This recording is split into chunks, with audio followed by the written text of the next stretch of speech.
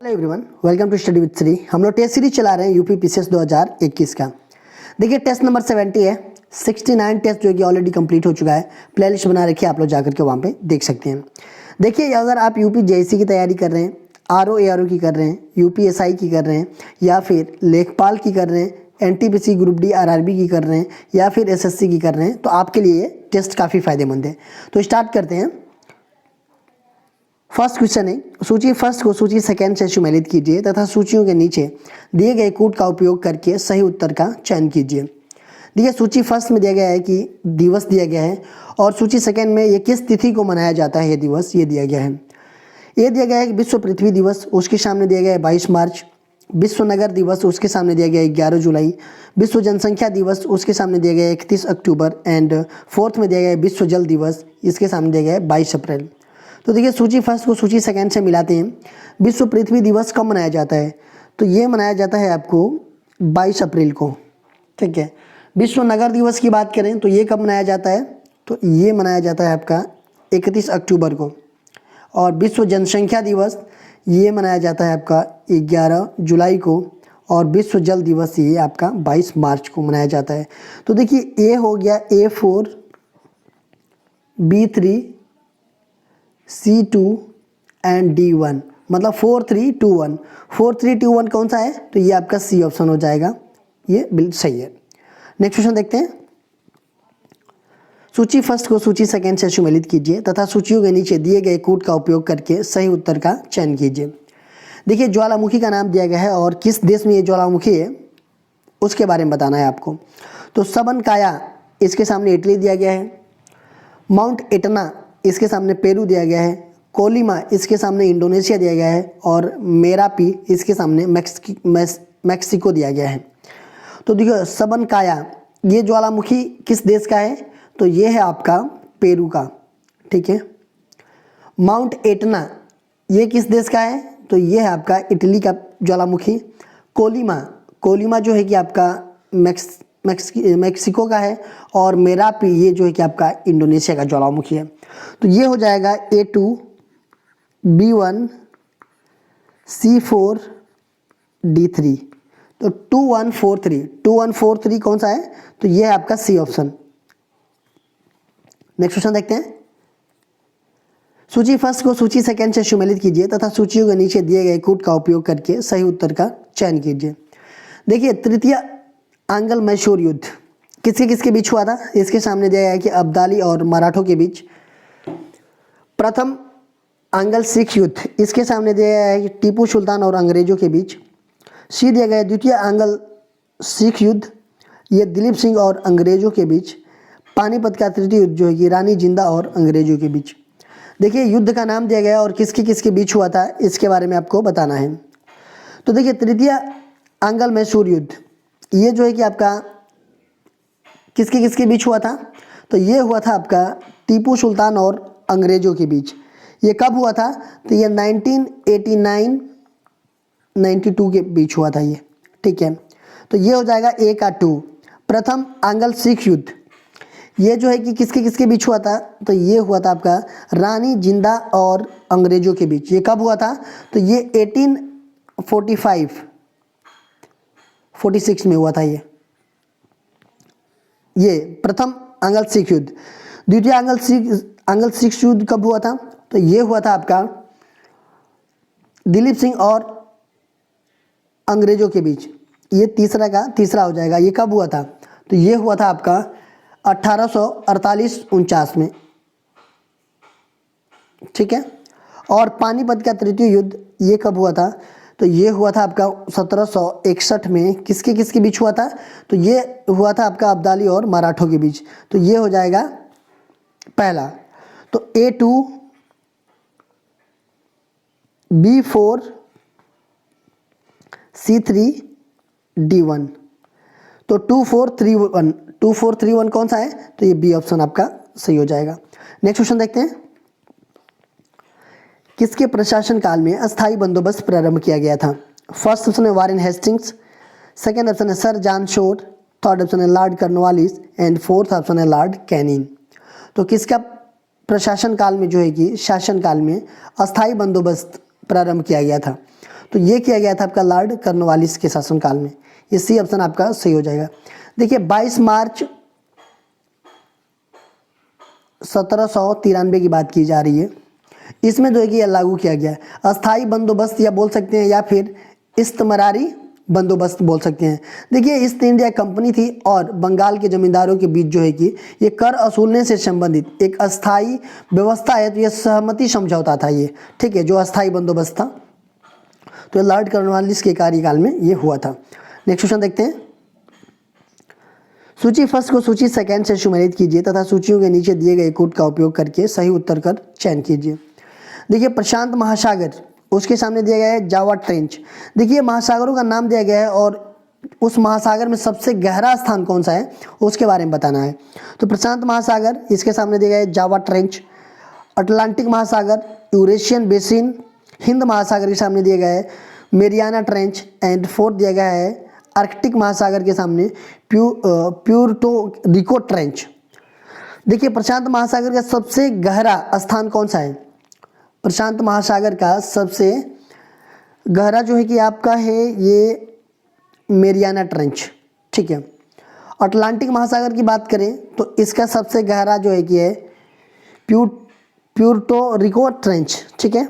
हिंद महासागर की हम बात करें तो ये है आपका जावा ट्रेंच, और आर्कटिक महासागर की बात करें तो ये है यूरेशियन बेसिन। तो ये हो जाएगा आपका A3, B4, C1 and D2। तो 3 4 1 2 3 4 1 2 कौन सा है? 3 4 1 2 आपका ये हो जाएगा B, ऑप्शन आपका सही है। नेक्स्ट क्वेश्चन देखते हैं। डायनामो की खोज किसने की थी? फर्स्ट ऑप्शन है ग्राहम बेल, सेकेंड ऑप्शन है माइकल फेराडे, थर्ड ऑप्शन है गैलीलियो एंड फोर्थ ऑप्शन है जेम्स वाट।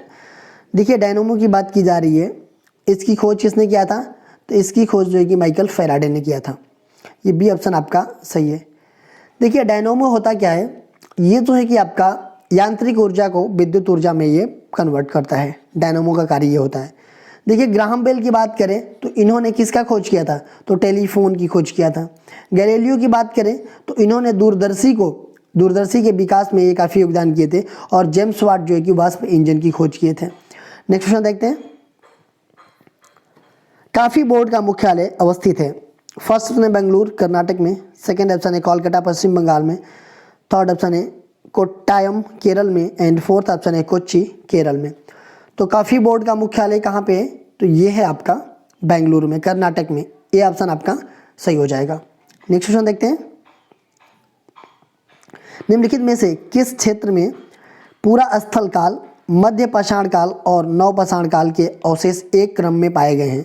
फर्स्ट ऑप्शन है कश्मीर घाटी, सेकेंड ऑप्शन है कृष्णा घाटी, थर्ड ऑप्शन है बेलन घाटी एंड फोर्थ ऑप्शन है गोदावरी घाटी। तो देखिए ये क्या बोल रहा है? तो ये बोल रहा है कि किस क्षेत्र में, पूछ रहा है कि किस क्षेत्र में आपका पूरा स्थल काल, मध्य पाषाण काल और नव पाषाण काल के अवशेष जो है कि एक क्रम में पाए गए हैं, ठीक है। तो कहाँ पे पाए गए हैं? तो ये देखिए कहाँ कहाँ पाए गए हैं। तो बेलन घाटी में पाए गए हैं, विंध्य क्षेत्र में पाए गए हैं, और नर्मदा घाटी से ये जो है कि तीनों के अवशेष पाए गए हैं। तो इसमें ऑप्शन क्या दिया गया है? ये बेलन घाटी। तो ये हो जाएगा सी ऑप्शन आपका सही है। नेक्स्ट क्वेश्चन देखते हैं। रॉबर्ट ब्रुसफुट जिन्होंने भारत में प्रथम पूर्व पाषाणिक उपकरण की खोज की, मूलतः ये क्या थे?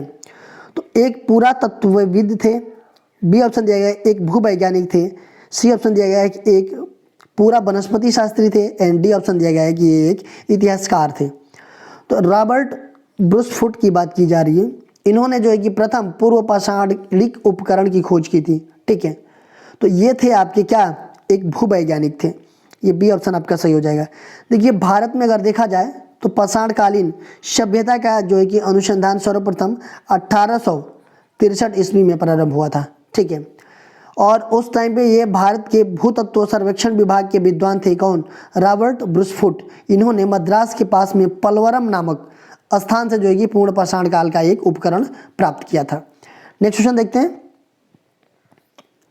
निम्नलिखित में से किसे 4 अश्वमेघ यज्ञ करने का श्रेय दिया गया है?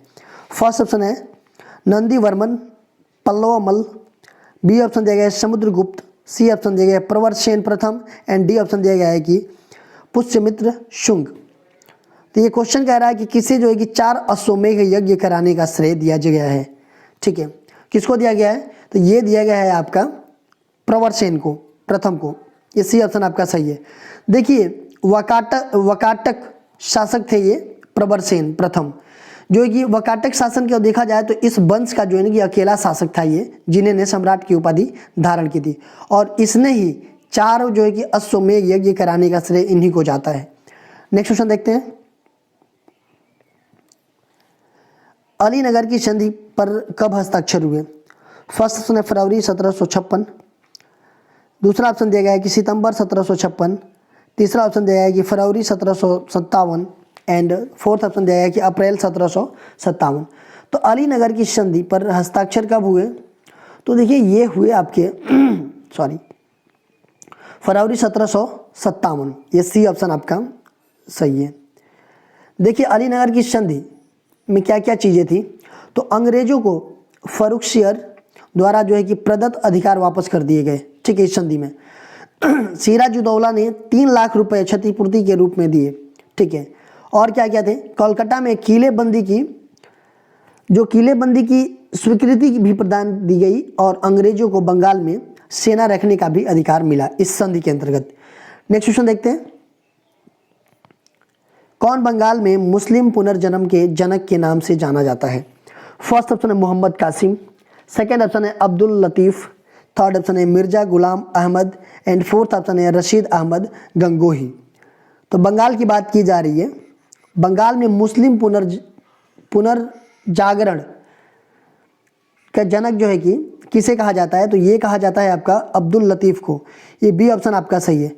देखिए 1863 ईस्वी में इन्होंने किस से किए? ये जो है कि मुहम्मदन लिटरेरी एवं जो है कि ये आपका क्या था, साइंटिफिक सोसाइटी का भी मतलब इन्होंने स्थापना किया था कोलकाता में।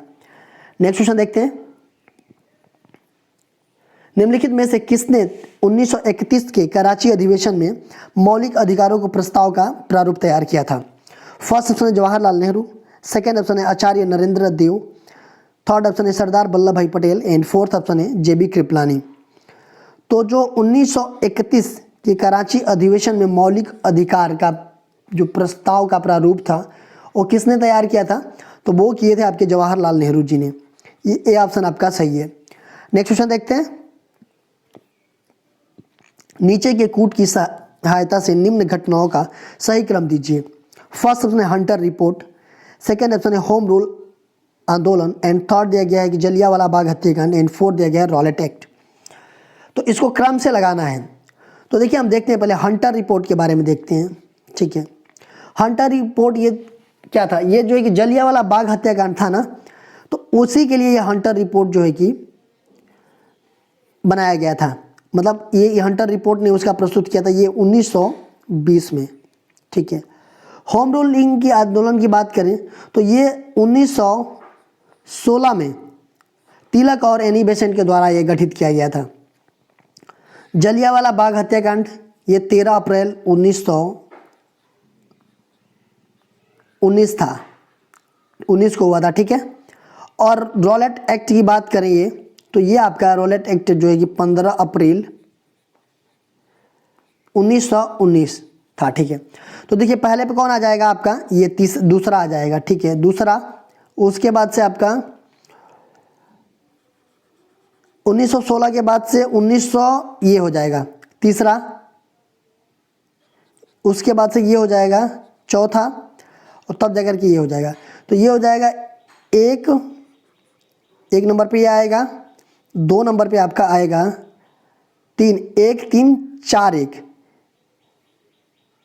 नहीं सॉरी ये 2 आएगा ना। ये देखिए 1916 में ये था, 16 के बाद से मतलब 2 के बाद सॉरी यहाँ पे लिख लेते हैं 2, उसके बाद से आपका आएगा ये 13 अप्रैल वाला मतलब तीसरा, उसके बाद से आएगा आपका चौथा, उसके बाद से आपका आएगा पहला। तो 2 3 4 1 कौन सा है? तो 2 3 4 1 आपका है कौन सा ऑप्शन? तो ये बी ऑप्शन हो जाएगा। ठीक है, नेक्स्ट क्वेश्चन देखते हैं। स्टुटगार्ट में हुए अंतर्राष्ट्रीय समाजवादी सम्मेलन में किसने भारत के राष्ट्रीय ध्वज को फहराया था? फर्स्ट ऑप्शन है M.N. राय, सेकेंड ऑप्शन है B.D. सावरकर, थर्ड ऑप्शन है madam Bhikaji Cama and fourth option है जवाहरलाल नेहरू। तो स्टुटगार्ट की बात की जा रही है, उसमें जो अंतर्राष्ट्रीय समाजवादी सम्मेलन हुआ था उसमें किसने भारत के राष्ट्रीय ध्वज को फहराया था? तो वो फहराए थे कौन? तो मैडम भिकाजी कामा जी ने। ये सी ऑप्शन आपका सही हो जाएगा। नेक्स्ट क्वेश्चन देखते हैं, निम्नलिखित में से कौन भारतीय संविधान की संविदा समिति का सदस्य नहीं था? फर्स्ट ऑप्शन है N Gopal Swami Iyengar, second option है अल्लादी कृष्ण स्वामी अय्यर, थर्ड ऑप्शन है KM. Munshi and fourth option है S.N. मुखर्जी। तो देखिए क्वेश्चन बोल रहा है कि भारतीय संविधान की संविदा समिति मतलब संविधान समिति का सदस्य नहीं था संविधान बनाने में। देखिए संविधान बनाने में कितने लोग थे? तो संविधान बनाने में 7 लोग थे, ठीक है। एक जो है कि उनके अध्यक्ष थे कौन?